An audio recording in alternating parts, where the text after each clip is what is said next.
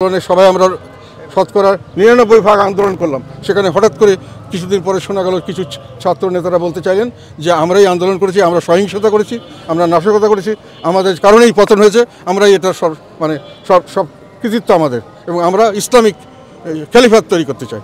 আমরা তখন এটার প্রতিবাদে আমরা বলেছিলাম যে না, এই কথা তো জনগণ রায় দেয়নি। যাই হোক, কাজে এই কথাগুলো তো আসছে, তারা হিজবুত তাহরীর প্রকাশ্যভাবে মিটিং করছে, প্রকাশ্যভাবে প্রসেশন করছে।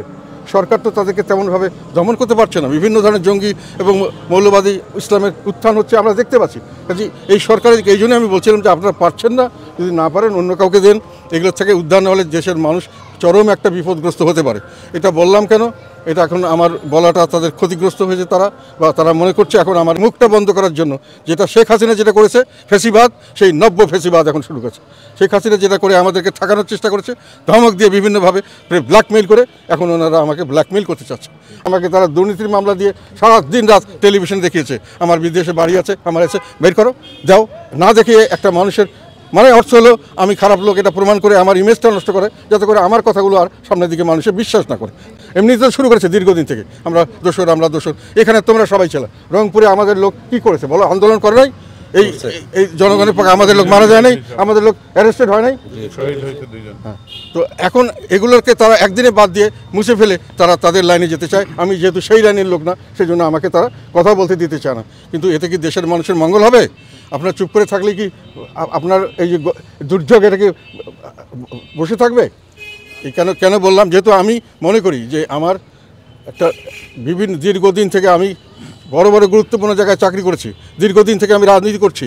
আমার মতো এত অভিজ্ঞ মানুষ বাংলাদেশের দ্বিতীয় কোনো ব্যক্তি এখন আছে বলে আমার মনে হয় না।